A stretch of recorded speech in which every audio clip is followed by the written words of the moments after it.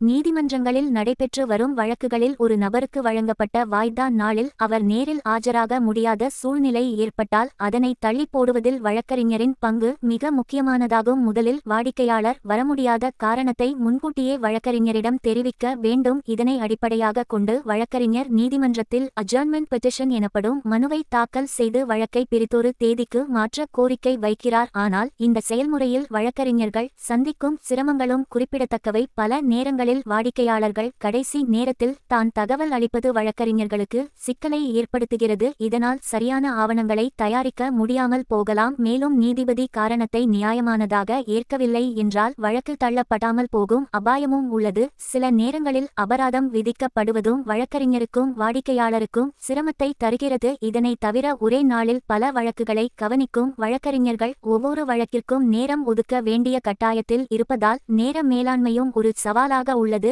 இந்நிலையில் வழக்கறிஞரின் உதவி மிகவும் அவசியமானதாகும். அவர் சட்ட ரீதியான சரியான முறையில் மனு தாக்கல் செய்து வாடிக்கையாளரின் நிலையை நீதிமன்றத்தில் தெளிவாக விளக்குகிறார். தேவையான ஆவணங்களை தயாரித்து வழக்கின் நிலைமைக்கு ஏற்ப சரியான சட்ட ஆலோசனையையும் வழங்குகிறார். மேலும் வழக்கு பாதிக்காமல் பாதுகாக்கும் வகையில் தேவையான நடவடிக்கைகளை மேற்கொள்கிறார். முடிவாக வாய்தா தள்ளுவது என்பது ஒரு சாதாரண செயலாக தோன்றினாலும் அதன் பின்னால் வழக்கறிஞரின் அனுபவமும் சட்ட அறிவும் சரியான நேரத்தில் எடுத்த நடவடிக்கைகளும் மிக பெரிய பங்கு வகிக்கின்றன என்பதே உண்மை. சுருக்கமாக வாடிக்கையாளர் சரியான நேரத்தில் தகவல் வழங்கினால் வழக்கறிஞர் திறம்பட செயல்பட்டு வழக்கை பாதுகாப்பாக தள்ளி வைக்க உதவ முடியும். வழக்கறிஞரின் வேலைகள்: 1. சட்டப்படி சரியான மனு தயாரித்தல், காரணத்தை சட்ட ரீதியாக எழுதுதல், நீதிமன்றம் ஏற்றுக்கொள்ளும் வகையில் அமைத்தல். 2. நீதிமன்றத்தில் தாக்கல் செய்தல், மனுவை சரியான நேரத்தில் சமர்ப்பித்தல், தேவையான கோர்ட் ஃபீ நடைமுறை பின்பற்றுதல். 3. நீதிபதியிடம் விளக்கம் அளித்தல், மை லார்ட் வாலிட் ரீசன் என்று விளக்கி வாய்மொழியாக கோரிக்கை வைப்பார். சில நேரங்களில் பாஸ் ஓவர் கேட்பார். 4. ஆவணங்களை இணைத்தல், medical certificate, travel proof, emergency proof. 5. வழக்கை பாதுகாத்தல், எக்ஸ் பார்ட்டி ஆகாமல் காப்பது,